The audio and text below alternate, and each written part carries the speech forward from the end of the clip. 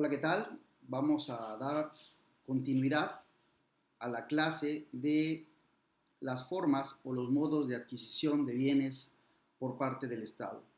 Quiero invitarles a todos aquellos que están viendo por primera vez este video que vean la primera parte, dado que ahí establecimos las bases de lo que es la propiedad, quiénes pueden tener la propiedad y de los bienes y la clasificación que hacemos de los mismos, ¿no? Ello para poder comprender la clase que vamos a dar a continuación. Como ya vimos, como ya dije hace un rato, vamos a darle continuidad a la clase de las formas o los modos de adquisición de bienes del Estado. Platicábamos respecto a los bienes de dominio público y de dominio privado. Hacíamos un señalamiento respecto a que los bienes son las cosas que pueden ser susceptibles de apropiación por parte de un particular o de una persona moral y en la cual puede hacer uso de ella siempre y cuando estén dentro de los márgenes de la ley. Básicamente, decíamos en la clase pasada que estos bienes pueden ser de dos tipos, bienes muebles y bienes inmuebles, y que estos también pudieran ser del dominio, del dominio privado, o decir, de los particulares, y bienes de dominio del poder público. ¿Qué significa esto? Que en el caso de los particulares, cualquier persona física o moral, entiéndase estas como las asociaciones, las sociedades, los ejidos, las instituciones de banco, incluso las instituciones religiosas, pueden ser propietarias de bienes muebles y bienes inmuebles, ¿no? Y que evidentemente estos bienes privados o del dominio particular se rigen bajo el Código del Comercio o el Código Civil respectivo. Aquí en México sabemos que existe una normatividad federal, pero también en las diversas entidades federativas tenemos códigos estatales, ¿no? Y entonces, todo lo que tenga que ver con el régimen de la propiedad privada, es decir, de los particulares, nos ceñimos al derecho privado. Y también, por otro lado, señalábamos que existen los bienes de dominio del poder público o los bienes públicos, como lo hemos referido, y conforme lo establece la Constitución, el Código Civil y la Ley General de Bienes Nacionales, quienes pueden tener bienes de dominio público es la Federación, los estados de la República y los municipios. Señalamos en la clase anterior que estos bienes de dominio público pueden ser de tres tipos, ya sea bienes propios para llevar a cabo las actividades encomendadas por la normatividad, pueden ser bienes donde se lleva a cabo la prestación de algún servicio público, lo que implica, por ejemplo, hospitales, escuelas, bibliotecas, centros de investigación, ¿verdad? Y en todos aquellos edificios o instalaciones donde la autoridad, el Estado, de cualquier ámbito de poder, de cualquier ámbito de régimen federal, estatal o municipal, pues brindan un servicio a la comunidad. Todas estas bienes muebles e inmuebles forman parte de esta segunda clasificación y finalmente hablábamos de bienes de uso común, que son aquellos lugares destinados donde cualquier persona que resida en el país pueda aprovecharse de ellos sin más restricciones que las que establezcan las leyes de la materia, ¿no? Señalábamos también en el caso particular de los bienes de uso común que también pueden ser transferidos vía concesión, autorización o permiso, digamos, el aprovechamiento especial de estos bienes de uso común a los particulares. Estos particulares, insisto, podrán aprovecharse de manera especial de estos muebles o inmuebles de uso común siempre y cuando cumplan con ciertas características y condiciones que así se establezcan en la norma y en el documento respectivo. Digamos que con esto terminamos la clase pasada y ya pusimos en contexto de qué es lo que vamos a platicar en este momento. Bien, una vez que ya hemos señalado qué entendemos por bienes y que estos pueden clasificarse en bienes muebles y bienes inmuebles y que también hemos señalado que estos bienes pueden ser del dominio privado y bienes del dominio público, vamos a entrar ya de lleno a platicar sobre los bienes del dominio público o como también se le conoce en la doctrina como bienes del Estado. Hay muchos autores, mucha doctrina que hablan sobre precisamente sobre los bienes del Estado. No vamos a centrarnos en muchos de ellos, pero sí vamos a platicar de lo que algunos autores, algunos doctrinarios señalan que debe entenderse por bienes del Estado o bienes del dominio público, ¿no? En el caso del maestro Fernando Garrido, hace un concepto muy particular, además muy concreto, respecto a qué debemos entender por bienes del Estado. Él nos dice que son el patrimonio estatal que está concebido como el conjunto de derechos de contenido económico que pertenece al Estado. Esto es, todos los derechos que tengan un valor económico, ¿verdad? Forman parte del patrimonio. Este conjunto de derechos, que evidentemente son del dominio público, es lo que debemos conocer como patrimonio, ¿no? Y aquí es donde ya empezamos a enlazar otro concepto, ¿no? De que en un primer momento platicábamos sobre la propiedad, luego hablábamos sobre los bienes y aquí el maestro Fernando Garrido nos habla ya de otro concepto, de otra palabra que es patrimonio. Él lo refiere, insisto, que es el patrimonio estatal o los bienes estatales son este conjunto de derechos el cual debe tener un contenido económico, ¿no?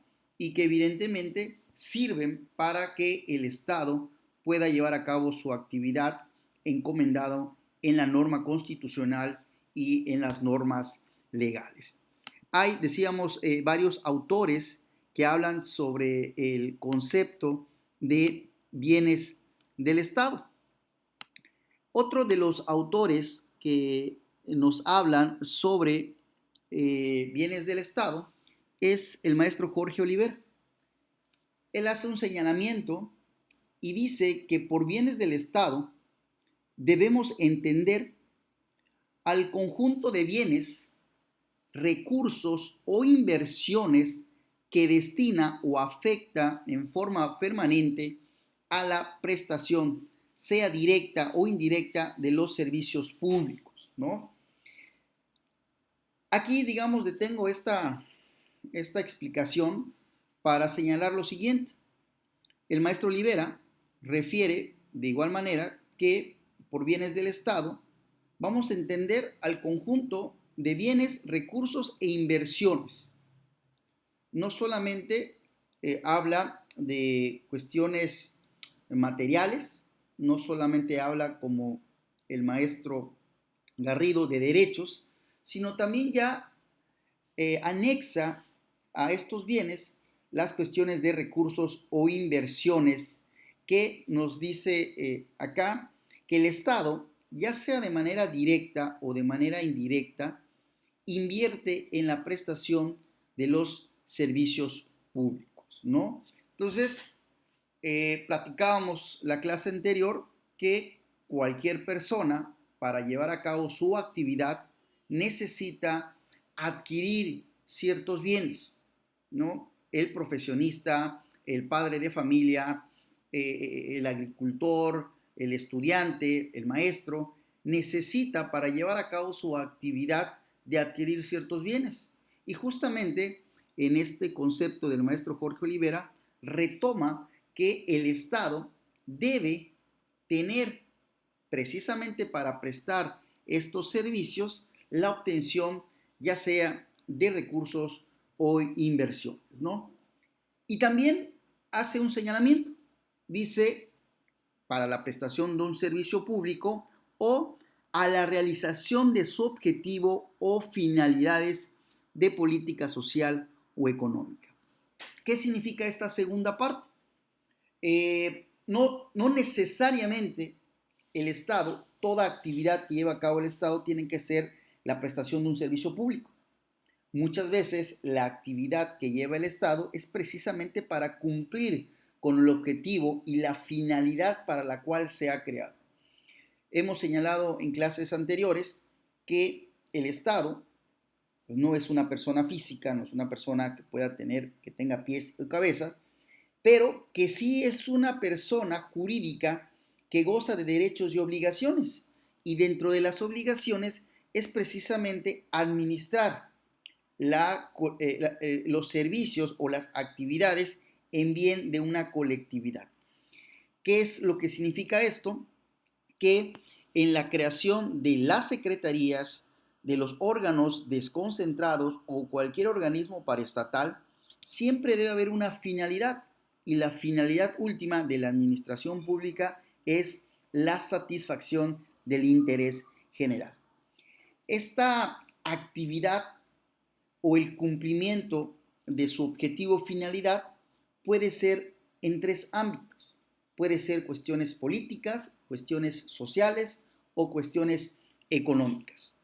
Precisamente para llevar a cabo esta actividad, el Estado necesita de adquirir bienes para llevar a cabo esta actividad. Por eso es que el maestro Jorge Olivera hace señalamiento respecto a que por bienes del Estado debemos concebir a este conjunto no solamente de bienes, sino también de recursos e inversiones, ¿verdad?, que el propio Estado destina de manera directa o de manera indirecta, sea para la prestación de un servicio público o para la realización del cumplimiento tanto de sus objetivos y finalidades, y que éstas pudieran ser cuestiones políticas, cuestiones sociales o cuestiones económicas.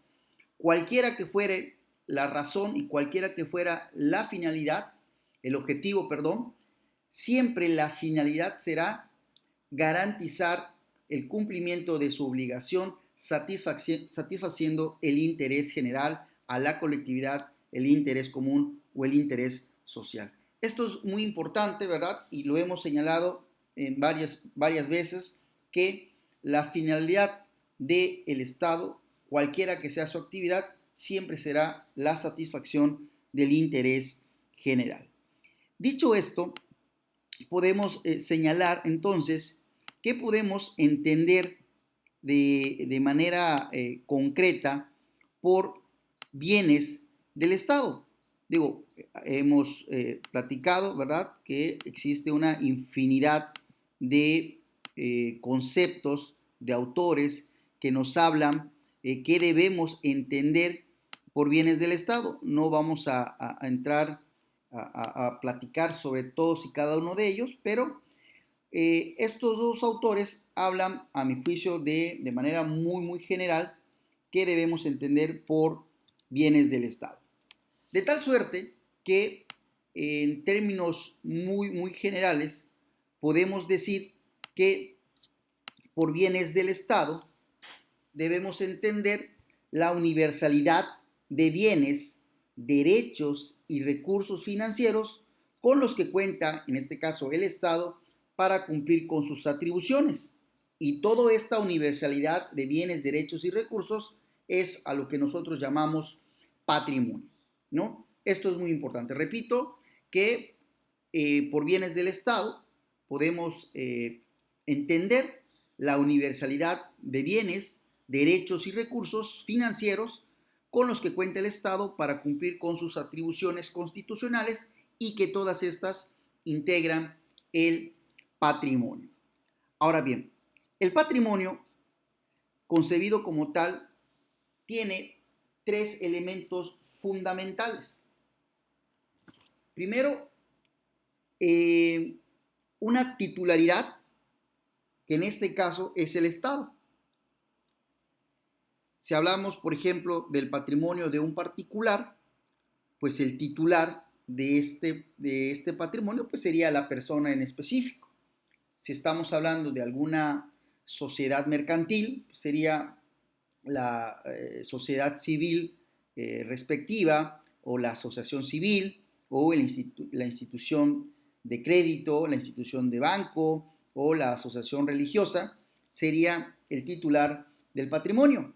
En el caso de los bienes de dominio público, el titular de dicho patrimonio es el Estado. El segundo elemento que debe tener el patrimonio es el objeto. En el caso del derecho público, en el caso de bienes del derecho público, como lo hemos platicado hace un rato, ¿quiénes forman o cuál es el objeto de este patrimonio? Son bienes, derechos y recursos financieros. Ese es el objeto que tiene el patrimonio. Son bienes, derechos y recursos financieros que le hemos platicado. Y un tercer elemento respecto de el patrimonio, estamos hablando de su finalidad. Como ya lo he explicado hace un ratito, la finalidad en el campo del derecho público o de la administración pública siempre va a ser la satisfacción del bien común, el interés general, ¿no? El beneficio social, sobre todo garantizar que con la actividad llevada a cabo por parte del Estado se procure la libertad individual y cumplir, por supuesto, con todos los cometidos o las atribuciones que la norma constitucional o la norma estatal le ha encomendado, en este caso al Estado. El Estado, visto como parte de una autoridad, como parte de la administración pública y la cual lleva sus actividades en las diversas manifestaciones, ¿no? Entonces, un patrimonio debe tener siempre tres elementos. Un titular, que en el caso del derecho público es el Estado. Un objeto, que en el caso del derecho público podemos decir que son todos los bienes, todas las inversiones, todos los derechos y los recursos financieros. Y finalmente, tener una finalidad. Quizás en el campo del derecho privado, un particular pues, tendrá la finalidad de la adquisición de un bien, ¿no? Para donarlo, para heredarlo, para vivirlo, ¿verdad? Para rentarlo, ¿no? Para procurar alguna economía particular o familiar, qué sé yo. Pero en el tema del derecho público, dentro de los bienes del poder público, siempre vamos a tener como finalidad del patrimonio la satisfacción del interés general de la colectividad, ¿no? Esto es muy importante. Bien, como ya lo hemos platicado, el Estado, a través de sus diversas figuras jurídicas, llámese federación, entidades federativas, municipios y en todas las figuras jurídicas en las que encarna la administración pública, órganos centralizados, desconcentrados, organismos paraestatales, siempre van a tener la necesidad de adquirir bienes precisamente para cumplir con su objetivo encomendado en la Constitución y con ello garantizar el interés general. Bien, ahora, ¿cuáles son las formas de manera general en las que el Estado puede adquirir bienes? En el caso del dominio público, ¿verdad? También hemos señalado en clases anteriores que la autoridad no siempre va a llevar a cabo su actividad con ese imperium, con ese poder soberano de dictar acuerdos unilaterales y en donde los ciudadanos o las personas lo único que tenemos es que acatar dichas decisiones. Hemos señalado, ¿verdad?, cuando platicamos sobre el tema de actos administrativos, que la autoridad los actos de autoridad pueden ser de dos tipos. La primera, con esa calidad de imperio o de soberanía, es decir, en su calidad de autoridad y de imponer las condiciones, y también pudiera ser como actos de gestión. Esto que implica que la autoridad, al estar dentro del marco del derecho privado, tiene que ajustar sus conductas precisamente a ese marco normativo y en el cual, dicho de manera muy general, lo que hace es que si el Estado entra dentro del marco del derecho privado, actuará siempre en su calidad de gestor, lo que implica que cuando quiere llevar a cabo algún contrato, ¿verdad? Tendrá que estar a la par o en las mismas condiciones que un particular. Y justamente en los modos de adquisición del derecho público, podemos estar o podemos hablar de dos tipos. Podemos hablar modos de adquirir bienes dentro de la regulación del derecho privado o podemos hablar dentro de la legislación del derecho público. En el caso de los primeros, del derecho privado, las figuras jurídicas mediante las cuales el Estado puede hacerse de bienes, digamos que es exactamente igual como se rige para los particulares. De hecho, el propio Código Civil Federal y el estatal, por supuesto, hablan que una de las personas morales que pueden adquirir bienes mediante la regulación del derecho privado son justamente la federación, el Estado y los municipios. No siendo esto un impedimento para que al Estado, a la federación o a los municipios se les considere de la misma manera que los particulares. Esto es, si el Estado quiere adquirir un bien dentro del régimen del derecho privado, tendrá que ajustar su conducta o su relación con el particular en una cuestión de paridad. ¿Qué significa esto? Que no por el hecho de que el Estado quiera comprar un bien inmueble a un particular, le va a imponer las condiciones de en cuánto va a ser la adquisición o la compraventa, cuándo va a ser la compraventa y en su caso en qué condiciones se harán las compraventas.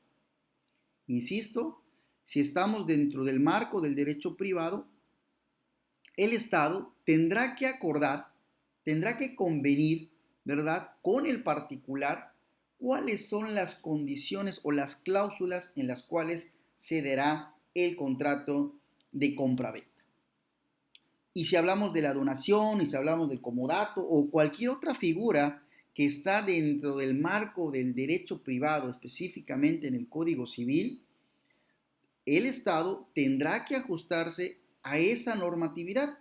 Por ende, en este caso particular, el Estado actúa en su calidad de gestor, esto es, en una condición de igualitaria con el particular y será a través de un convenio, un contrato bilateral entre partes, a través de un acuerdo preliminar, que se darán las condiciones o el clausulado para llevar a cabo una actividad. ¿Qué quiero decir con esto? Que también el Estado, como ya lo hemos platicado con anterioridad, puede adquirir bienes, ya sea para cuestiones propias o para brindar un servicio público, mediante las figuras jurídicas que están contempladas en el Código Civil, sea federal o sea estatal, ¿no? Y por ende no vamos a dar una mayor explicación de estas formas de adquisición, dado que pertenecen a otra materia, que es la de derecho civil, y que seguramente para quienes ya tuvimos la oportunidad de llevar esta materia, seguramente allá nos han explicado a mayor detalle cada una de estas figuras jurídicas. ¿Qué vamos a decir respecto a estas formas de adquirir bienes por parte del Estado? De manera muy general, ¿verdad?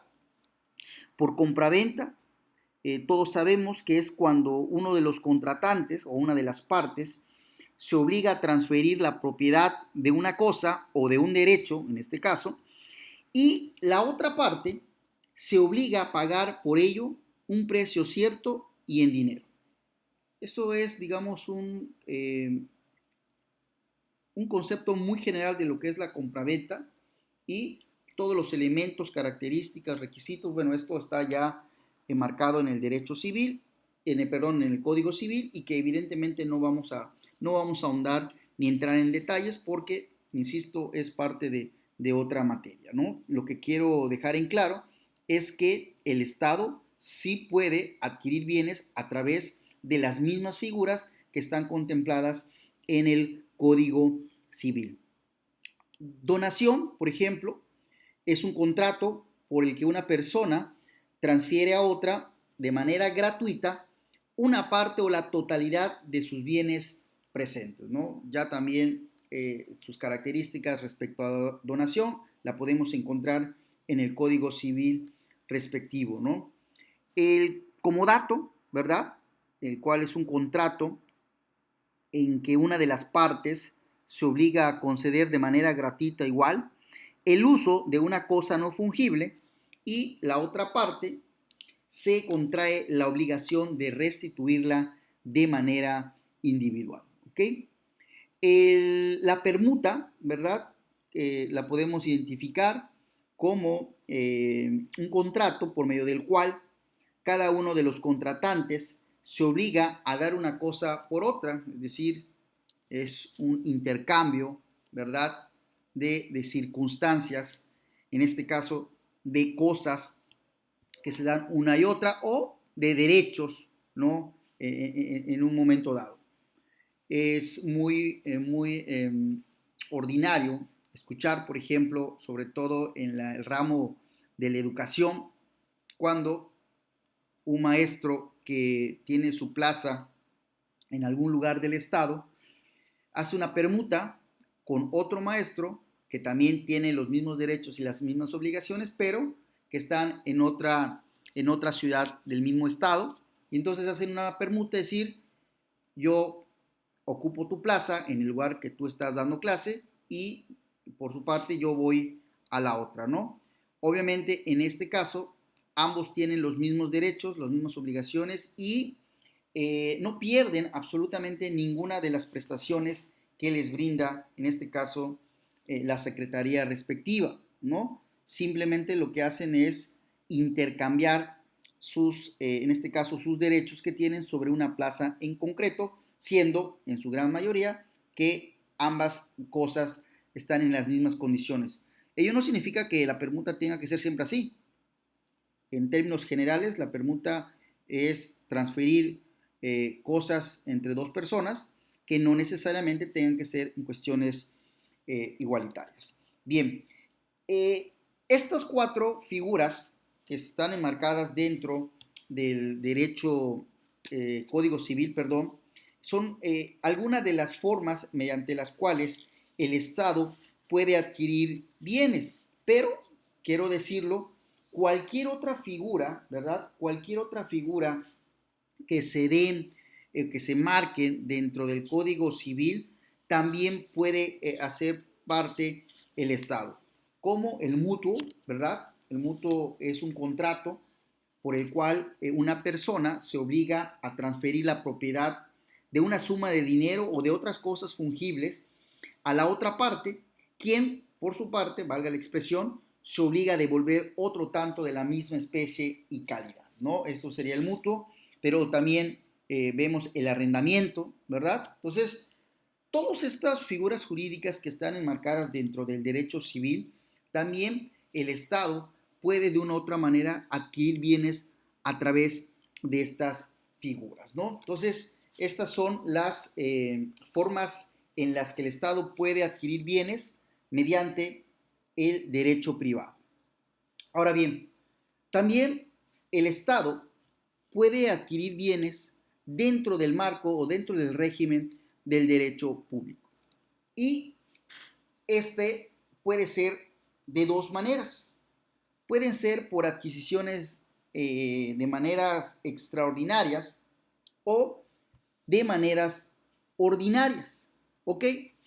Quiero señalar que en el caso de las cuestiones extraordinarias, la doctrina ha hecho referencia, ¿verdad?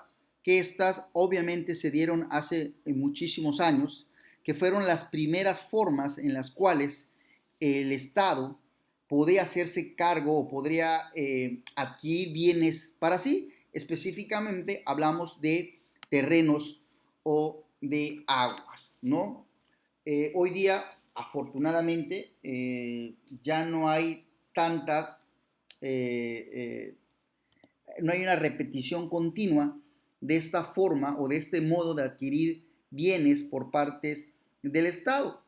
Como ustedes se pueden dar cuenta, estas eran unas formas que se dieron hace muchísimos años y en los cuales los estados podrían hacerse de bienes, sobre todo bienes inmuebles, tratándose específicamente de tierras y aguas, ¿verdad? Bueno, las tres maneras o las formas en las que se adquirían de manera extraordinaria bienes inmuebles por parte del Estado eran a través de la conquista, de la anexión o la de la recuperación del territorio, ¿no? Igual, básicamente creo que también esto se explica por sí solo, ¿verdad? Eh, la conquista se da o se daba básicamente como consecuencia de una guerra, ¿verdad? De una cuestión bélica, y donde un estado o un país o un reinado obtenía el dominio de la población y del territorio de otro estado, ¿no? Esto pensemos hace muchísimos años con los imperios romanos, con los imperios franceses, españoles, ingleses, ¿no? Quizás eh, los musulmanes hace muchísimos años, allá por Occidente, ¿verdad? Donde se daban este tipo de guerras entre imperios, ¿verdad? Y que al final del día, quien obtenía el triunfo en esta batalla o en esta guerra, pues no solamente se alzaba, valga la expresión, con la victoria de una lucha encarnizada y donde seguramente morían muchísimas personas, sino que además, como fruto o producto de este triunfo, se obtenía el dominio no solamente de la población que se encontrara en un territorio determinado, sino que además también se obtenía el dominio del territorio del otro estado, ¿no? Esto hoy día en la historia nos ha hablado de muchos guerras, sobre todo entre imperios, ¿no? Romanos, ¿verdad? Franceses, españoles, ingleses, ¿no? Que básicamente se daban en tierras occidentales, ¿no? Allá en Europa, lo que hoy conocemos como Europa, se daban este tipo de circunstancias, ¿no? Y se peleaban tierras, ¿no? De lo que hoy conocemos como tierras del continente africano, ¿verdad? En algunos casos del continente asiático y seguramente del continente americano, ¿no? Entonces, la conquista era una forma en la cual un Estado se podría apropiar de el bien, no solamente del territorio, sino de todo aquello que estaba dentro del territorio, que incluía obviamente a las personas o a los habitantes de ese Estado, ¿no? Y con esto, obviamente, el Estado perdedor, ¿verdad? O el país perdedor o el imperio perdedor, pues se quedaba sin una parte no solamente de su territorio, sino evidentemente de su población y todos los bienes que dentro de ellos se encontraban. Otra de las formas que se daban en la antigüedad mediante las cuales se podía adquirir bienes era la anexión. La anexión entendida cuando un estado o un territorio, un país o parte de un país se une a otro territorio, ¿no? y con ello se da el traslado de todo lo que involucra, es decir, el traslado del territorio, por supuesto, de su población, ¿verdad? Y en un momento dado de sus instituciones, ¿verdad? Quedando obviamente sujeto a la dependencia y dominio del Estado al cual se anexa, ¿no? Entonces, básicamente, la anexión implica de que un Estado o una parte de un Estado pierde la soberanía del Estado al que pertenecía y todo su territorio y lo que con él conlleva, es decir, población y bienes, se anexan o se trasladan a otro Estado para quedar sujeto a sus reglas, a sus dependencias, a sus normas y, por supuesto, a su dominio, ¿no? Como ejemplos, también quiero señalar que básicamente hoy ya no se da esto de la anexión, ¿verdad? Sin embargo, tenemos ejemplos muy claros, por ejemplo, sobre todo en Estados Unidos. Estados Unidos, a partir de que adquiere su independencia, ¿verdad? Va adquiriendo o va adquiriendo nuevos estados o nuevos territorios y muchos de ellos son básicamente a partir de tratados o acuerdos políticos o económicos con otros países, ¿no? Esto es muy importante, ¿no? A diferencia de la conquista que se daba previa guerra entre dos imperios o entre dos estados, en el caso de la anexión es más bien un tema político o económico el que se da la anexión de un estado a otro o de un territorio a otro. Aquí no hay de por medio una cuestión bélica, sino más bien una cuestión de intereses políticos o económicos o incluso sociales en los cuales se da, o también podemos decirlo, cuestiones de territorio, ¿no? De demarcaciones o distancias que hay entre uno y otro. Recordar que hace muchísimos años, ¿verdad? Gran parte del territorio americano eran propiedad o de dominio de algún país de Europa, ¿no? Básicamente de España, de Francia, de Inglaterra, ¿verdad? Prácticamente los países que hoy integran el continente americano, en su momento pues, pertenecían o estaban bajo el dominio de algún país europeo. Y en el caso de Estados Unidos, a partir de que adquiere su independencia, ¿no? Va, insisto, tratando de anexar más territorios que evidentemente estuvieran cerca digamos, del eje central o de la primera parte que logran esta independencia que se dio a partir de las llamadas 13 colonias, ¿verdad?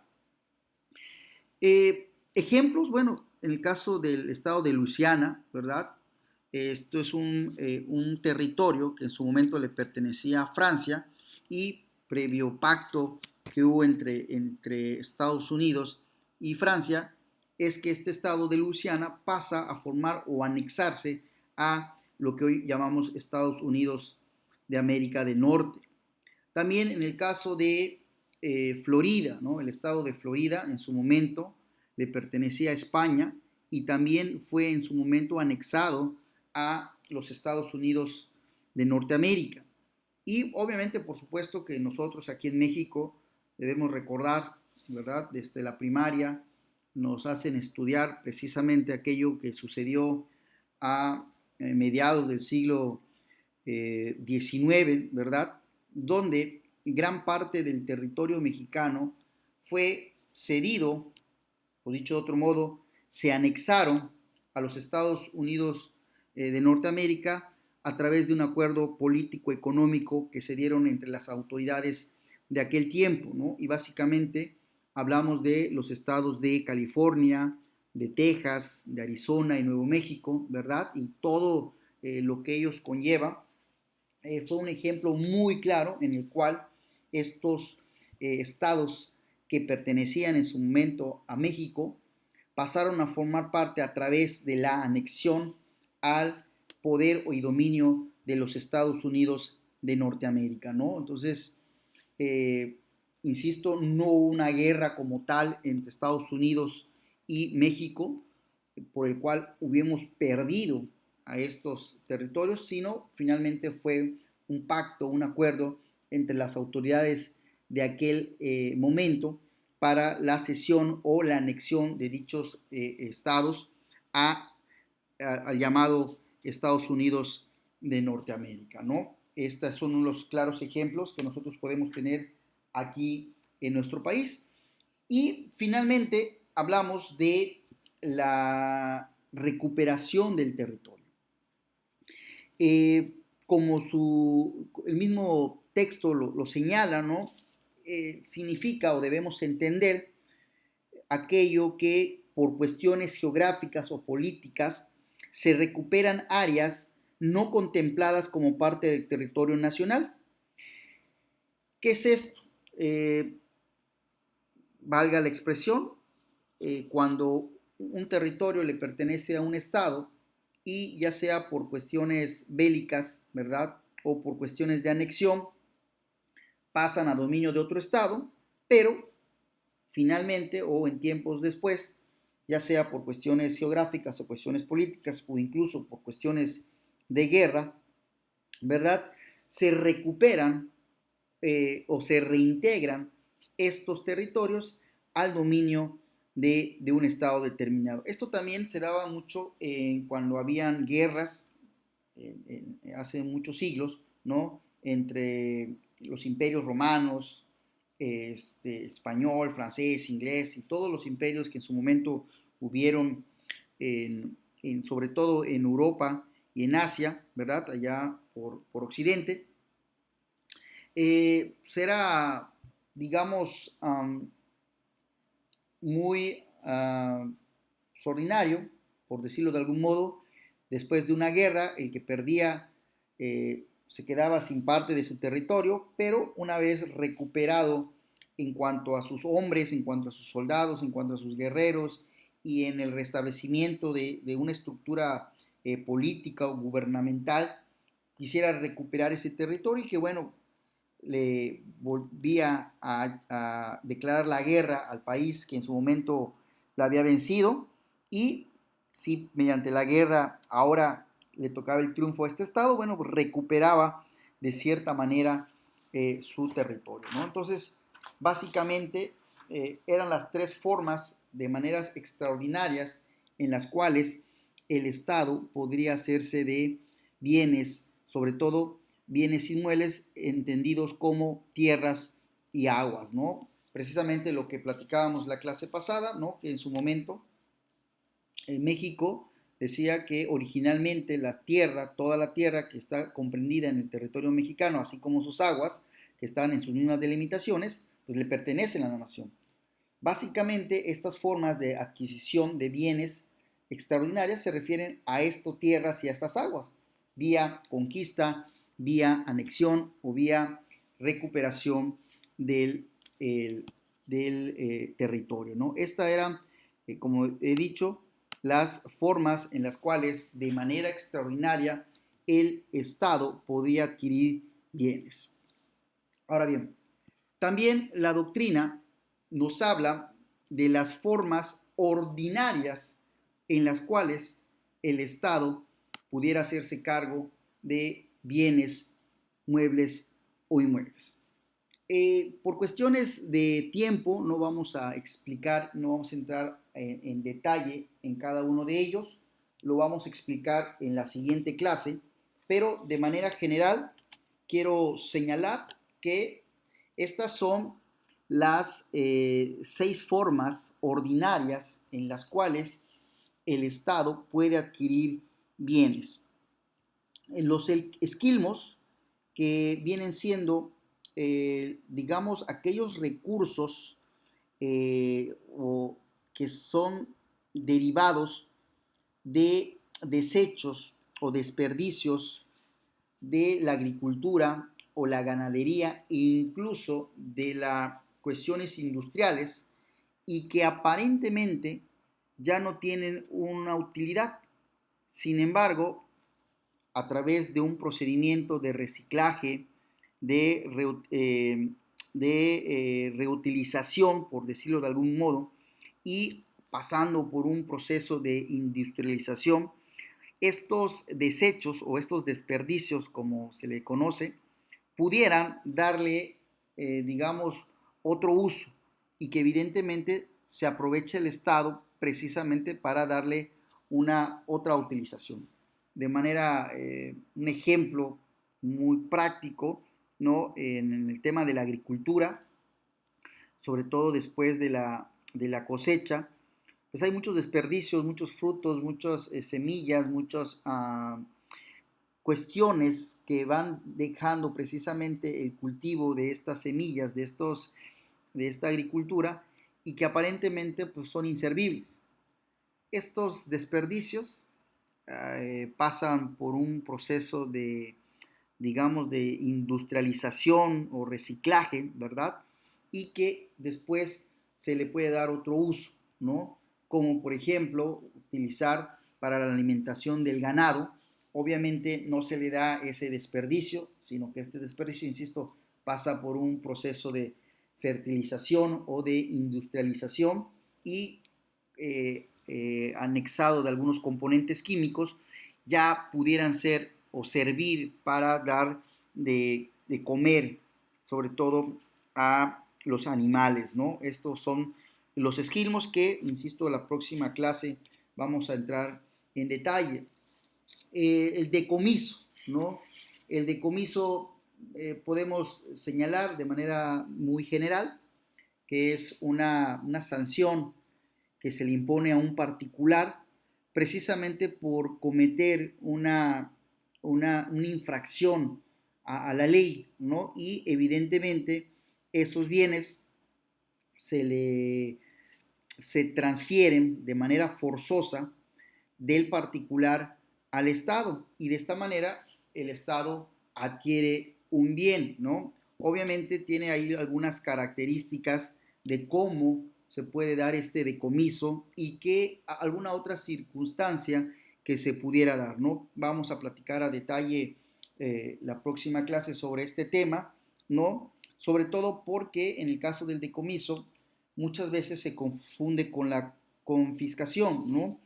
Y que evidentemente la confiscación, al menos en México, está prohibida, es ilegal, así lo establece nuestra Constitución, pero sí existe una gran diferencia entre lo que es el decomiso y la confiscación. Obviamente esta última no está permitida en nuestro país, pero muchas veces nosotros tendemos a utilizar estos términos decomiso y confiscación como sinónimos, ¿no? Cuando en términos jurídicos no lo son, ¿no? Evidentemente el decomiso sí está permitido en nuestro país, sí se lleva a cabo por la autoridad e incluso puede utilizarse ya sea en el ámbito administrativo, en el ámbito civil, incluso y donde más se utiliza es en el ámbito penal, por supuesto. Y a veces, insisto, confundimos el término decomiso con el tema de confiscación. Pero mañana lo vamos a platicar, más bien en la siguiente clase vamos a platicar sobre este tema, ¿no? Lo que queremos decir, el decomiso es, pues es, digamos, el traslado de manera forzosa de un bien de un particular al Estado cuando el particular ha cometido una infracción a la ley, ya sea administrativa, civil o penal. También otra de las formas en las que el Estado puede adquirir bienes es la requisición, que la requisición está contemplada dentro de nuestra Constitución Federal y que tiene una base o una construcción a partir de una necesidad que se da sobre todo en tiempos de guerra, ¿no? Esto significa que cuando hay tiempos de guerra, la secretaría, o en este caso los soldados o las personas que tienen a su cargo las armas en nuestro país, pues tienen que estar trasladándose de un lugar a otro precisamente para hacer frente a esta guerra contra el enemigo. Y obviamente, por su propia naturaleza, pues no es un trabajo ordinario en el cual pues, va a su casa y regresa por las noches a descansar, sino que pues, tiene que estar día y noche dentro de un lugar determinado, ¿verdad? Donde está la zona de guerra. ¿Y qué sucede con el tema de la requisición? La propia Constitución señala que en caso de ser así, los soldados o militares tienen todo el derecho de solicitarle a los particulares comida, vestuario, alojamiento, ¿verdad? E incluso la prestación de un servicio, ¿verdad? Porque precisamente ante este asunto o ante esta circunstancia de necesidad o de guerra se tiene que llevar a cabo, ¿no? Entonces, afortunadamente en nuestro país, si bien está contemplada esta figura jurídica, hoy día pues, no ha habido necesidad, ¿verdad? Ojo, el hecho de que un soldado, un militar, un marino te pida alojamiento y que tú tengas la obligación de darlo, pues solamente se da en tiempos de guerra y que afortunadamente en nuestro país no es el caso, ¿verdad? Uno de los elementos esenciales de la requisición es que se da una indemnización, ¿verdad? Precisamente por esta, por esta prestación o esta cesión forzada de bienes, ¿no? Hacia el Estado, exactamente a un soldado o a los llamados militares, ¿verdad? Ya en la siguiente clase platicaremos un poquito más a detalle respecto de la requisición. La expropiación, ¿verdad? Seguramente muchos también tenemos un concepto muy general respecto de ello, que básicamente se refiere a un acto unilateral por parte de la administración pública, donde adquiere bienes, y aquí el elemento esencial es que la expropiación se da siempre y cuando exista una causa de utilidad pública.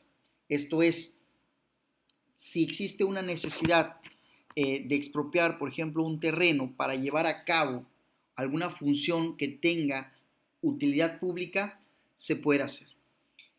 Todos, no solamente la expropiación, todos los anteriores son actos unilaterales, ¿verdad?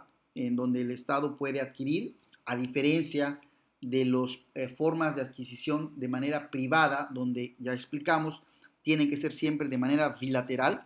En el caso de las formas ordinarias, un elemento esencial es que todas son como actos unilaterales de autoridad, ¿no? Eso obviamente tiene su fundamento en la propia Constitución mexicana y también en el Código Civil está el tema de la expropiación. Ya en la siguiente clase platicaremos sobre qué se puede expropiar, cuáles son los elementos de la expropiación y evidentemente las características que se dan en cada una de ellas, ¿verdad? El siguiente forma ordinaria en la que el Estado puede adquirir es la nacionalización, que también aquí en la doctrina nos refieren que a veces se confunde lo que es la nacionalización con la expropiación. Y si nosotros lo leemos de manera muy general o lo estudiamos de manera muy general, pareciera que son lo mismo, ¿no? Aunque ya estudiando más a fondo cada una de las características tanto de la expropiación como de la nacionalización, nos daremos cuenta que son diferentes, ¿no? Tienen ahí unas particularidades que lo hacen diferentes, ¿no?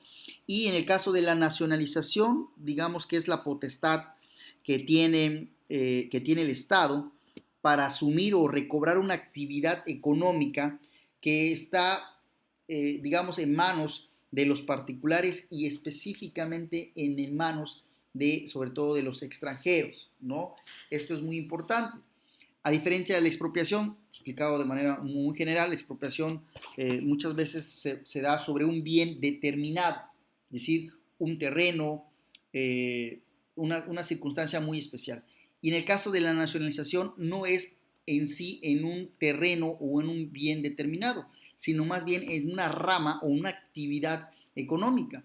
Pensemos, por ejemplo, en la banca, ¿no? En su momento México nacionalizó la banca, esto es, que toda la actividad que brindaban las instituciones bancarias se pasó a manos del Estado y que ya mañana platicaremos que la nacionalización también puede verse no solamente como una forma en la que el Estado adquiere un bien, sino también en el caso de la nacionalización, puede concebirse también como una forma en la cual el Estado protege esa actividad para que quede en manos de los mexicanos o de los nacionales. Esto es, digamos, delimitar la función o la actividad de una rama específica de la intervención de personas extranjeras, ¿no? También se le puede concebir la nacionalización de esta manera. Ya en la siguiente clase vamos a platicar respecto de ello.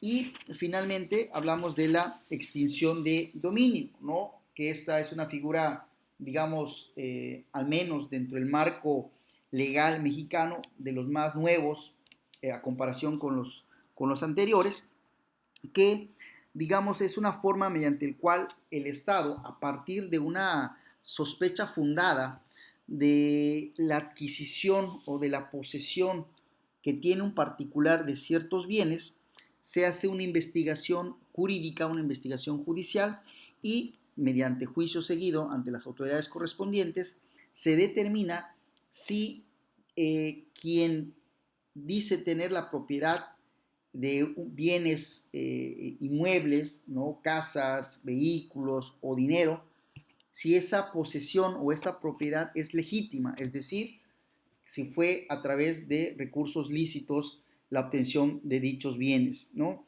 En caso de comprobarse que la obtención de dichos bienes no es a través de fines lícitos, ¿no? Sino la adquisición a través, no sé, por algún tipo de acción ilegal, como el narcotráfico, ¿no? El dinero, ¿no? O los carros o las casas, ¿no? Entonces esta propiedad, vamos a llamarla de algún modo, no es legítima, o este dominio de propiedad no es legítima.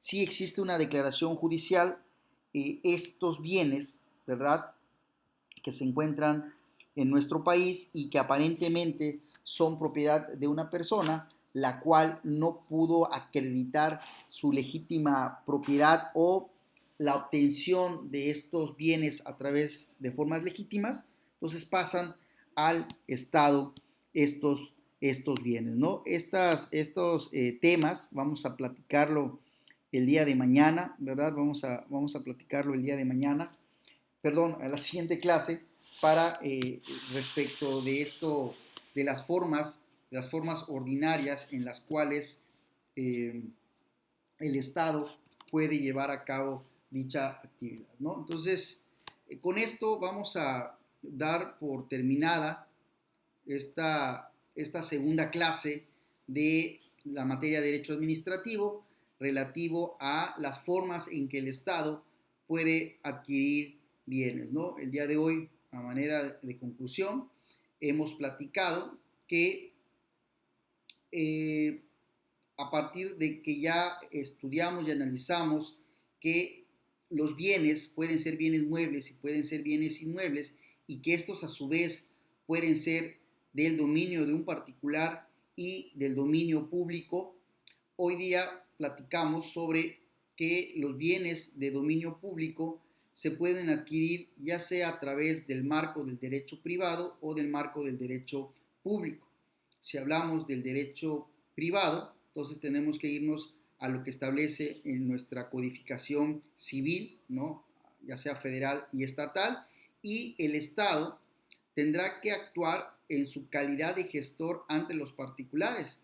Así, un contrato de arrendamiento, un contrato de compraventa, de donación, mutuo, permuta, tendrá que ceñirse con las mismas disposiciones que establece el Código Civil para los particulares, de tal suerte que tendrá que ser un contrato, cualquiera que sea esta figura jurídica, tendrá que ser un contrato bilateral mediante las cuales el Estado y los particulares tendrán que acordar o ponerse de acuerdo cuáles son las condiciones y el clausulado en las cuales se va a llevar a cabo esta figura jurídica. En tanto que en la adquisición de bienes por parte de la autoridad a través del derecho público puede hacerse de dos maneras, de manera extraordinaria y de manera ordinaria. En las cuestiones extraordinarias, como ya lo hemos platicado, se dieron en la antigüedad a través de la conquista mediante una guerra, ¿verdad? A través de la recuperación del territorio, esto es, que alguna vez se perdió este territorio, pero a través de una guerra o por cuestiones políticas o económicas se recupera este territorio y finalmente a través de acuerdos políticos o económicos la anexión de un estado a otro, ¿no? Básicamente en nuestro país tenemos el ejemplo muy claro de los países, los estados que estaban en el norte de nuestro país, como Arizona, ¿verdad? Ciudad de Nuevo México, ¿verdad? Que en su momento, hace muchos años, pertenecían a nuestro país y que, bueno, por alguna cuestión de autoridad, seguramente cuestiones económicas, tuvimos que ceder, digamos, estos territorios a los Estados Unidos de Norteamérica, ¿no? Y también platicamos de manera muy general, lo decimos por el tiempo de video, hablamos de las cuestiones ordinarias como los esquilmos, el decomiso, la expropiación, la nacionalización, ¿verdad? La extinción de dominio, ¿verdad? Todas estas figuras jurídicas las vamos a ver en la siguiente clase, vamos a explicar a detalle a cada uno de ellos. Por lo tanto, los invito a continuar con la clase de Derecho Administrativo.